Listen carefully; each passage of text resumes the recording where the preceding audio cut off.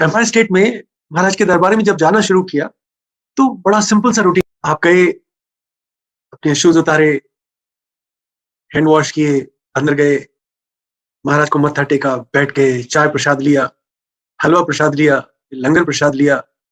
उसके बाद जब हुक्म हुआ तब रिलक्टेंटली, क्योंकि महाराज के दरबार से किसी के जाने की तो कोई इच्छा नहीं, आप अपने घर को गए और इस उम्मीद के साथ कि अगले सैटरडे फिर से महाराज के दरबार में होंगे। हमारी सारी लाइफ सैटरडे से सैटरडे चलती थी, बीच में जो कुछ भी करें, कहीं भी जाएं। यहाँ तक कि जब मैं फॉरेन ट्रेवल पे भी रहता था तो ये मैंडेटरी था कि फ्राइडे की रात को मैं वापस आता हूँ और आप संडे से मुझे कहीं भी भेज सकते हैं, लेकिन मैं सैटरडे को कहीं।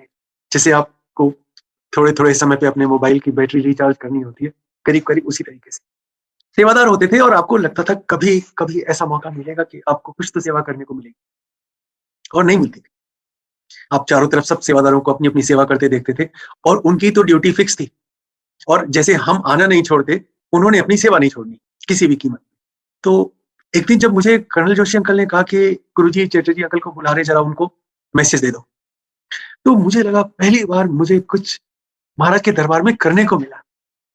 तो बहुत एक्साइटमेंट हुआ, भाग गया। नीचे तो थे ही नहीं अंकल, मैं फर्स्ट फ्लोर पे गया, शूज जहां पे थे वहां पे गया, हाथ धोते थे वहां गया, टॉयलेट की तरफ देखा, और जब चारों तरफ बाहर सड़क पे भी देख के अंकल नहीं मिले तो मैं वापस डिसअपॉइंटेड कि काम ठीक से नहीं कर पाया। और आगे कर्नल जोशी अंकल को बता दिया कि अंकल तो नहीं आए। उन्होंने गुरुजी को बता दिया, गुरुजी ने उनको बताया कि नहीं वो आया है, और करीब 50 मीटर दूर टर्न के ऊपर एक व्हाइट एम्बेसडर है, वो उसके पीछे खड़ा है। And I went looking for the ambassador, it was there, और अंकल उसके पीछे खड़े थे।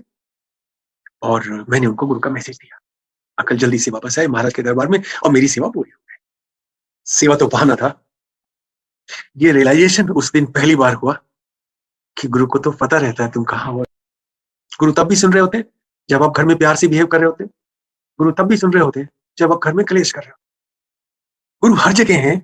मैं और आंटी फर्स्ट फ्लोर पे शिफ्ट हो गए क्योंकि हम लोग उस समय तक पुरानी संगत बन गए थे।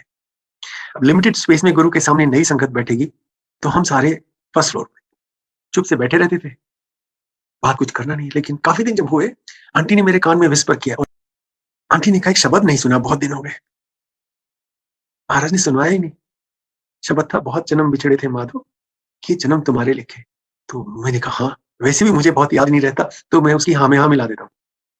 ठीक ही 10-15 सेकंड के बाद में जो शब्द चल रहा था वो बंद हो गया और ये वाला शब्द चालू। And we looked at each other and I said ये कैसे हुआ? गूज बम्प्स आ गए। हम फर्स्ट फ्लोर पे बैठे हैं, aunty just whispers in my year, दूर दूर तक कोई और नहीं है। तो लंगर के बाद में अपने राजेंद्र सिंह अंकल जिन्हें हम प्यार से और इज्जत से डीजे अंकल भी कहते थे, पर उनके सामने नहीं कहते थे।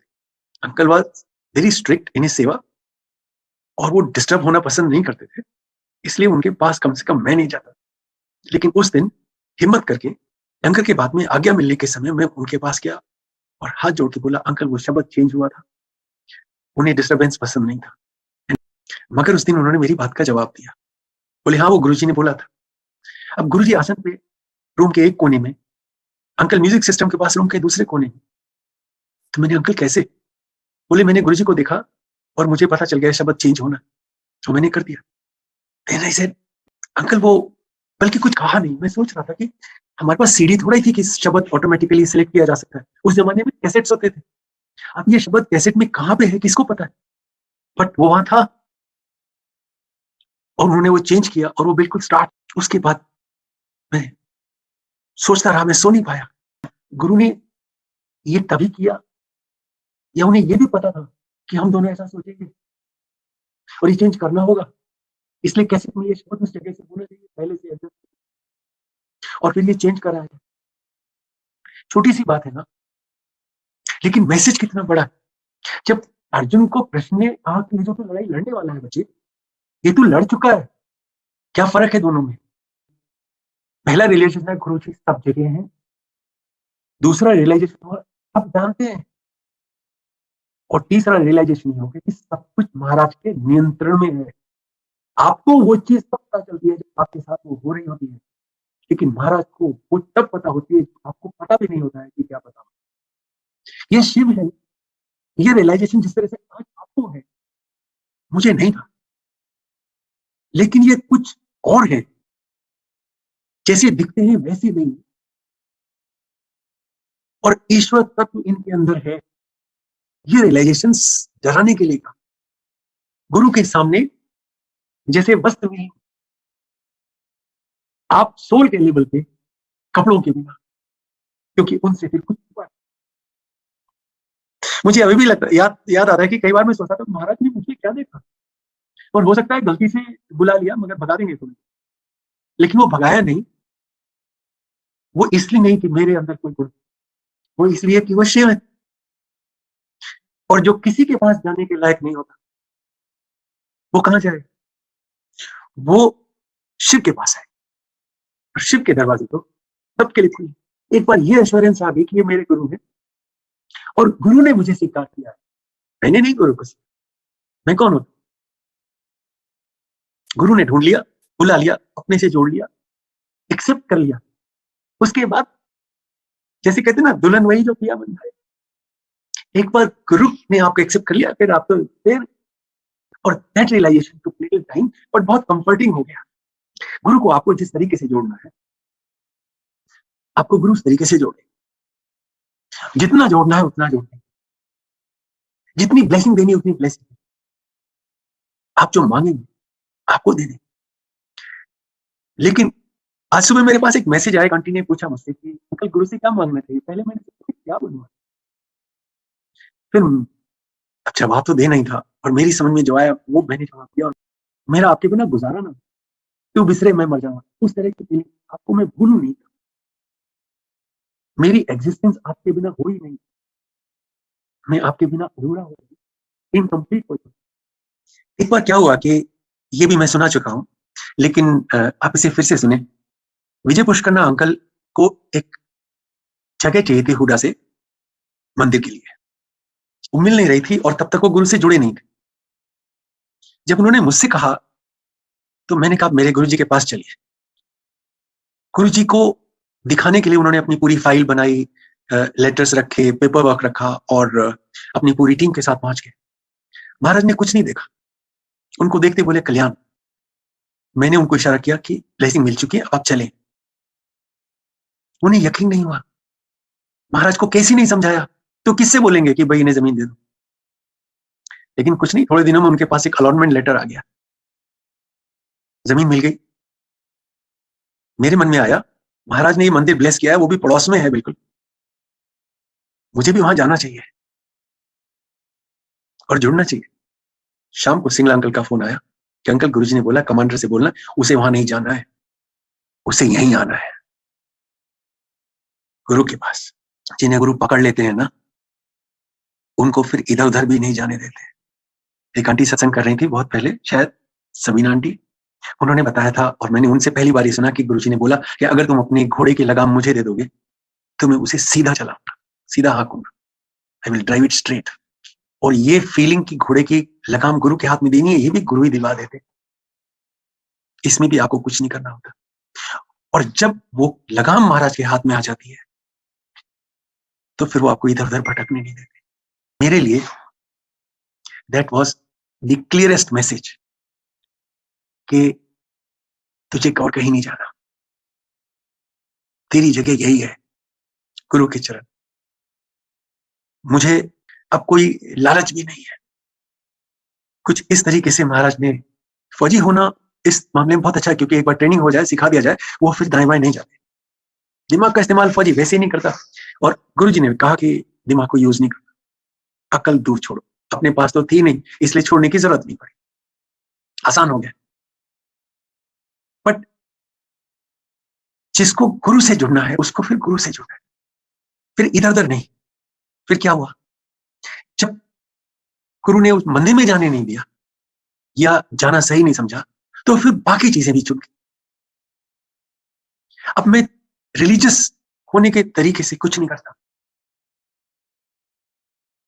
कुछ नहीं करता हूं, मतलब कुछ नहीं करता, मुझे जरूरत ही नहीं है। रिचुअल से आपको कुछ लेना होता है ना, मैं ये करूंगा तो मुझे ये मिल जाएगा, और जिसके पास गुरु ऑलरेडी है वो क्या करके क्या पाएगा, किस लिए कुछ भी करेगा। और गुरु है इसलिए थोड़ा कि आपने कुछ किया था, गुरु है कि क्योंकि गुरु ने डिसाइड कर दिया कि मैं होऊंगा तुम्हारी जिंदगी में। अब मैं उनको कहां ढूंढूं, कुछ भी करके क्या करूंगा? महाराज ने कहा मेरे पास आओ। तो मैं कहां ढूंढूं? हमारा गुरु तो हम सबके दिल में है। कस्तूरी नाभि बसे मृग ढूंढे जगमाए। गुरु की खुशबू जो आपके अंदर से आ रही है, आप उसको दुनिया में ढूंढेंगे, आप उसको रिचुअल्स में ढूंढेंगे, आप उसको दरबार में ढूंढेंगे, आप उसे मंत्र जाप में ढूंढेंगे, आप उसे लंगर में ढूंढेंगे, आप उसे चाय प्रसाद में ढूंढेंगे, ढूंढिए मिलेंगे। लेकिन वो तो आपके अंदर ऑलरेडी है। उस प्रोसेस का दिखावा भी नहीं करते। कहते ना मंदिर तो बहुत होते हैं, लेकिन जो मन मंदिर है ना, the temple in your heart, that is where guru should always be there. If he is not there तो बाकी जगह आप लगे रहो, और वहां है तो बाकी जगह लगने की जरूरत नहीं। आप जहां है ना, गुरु के पास है। आप जैसे भी हैं, गुरु की वजह से है।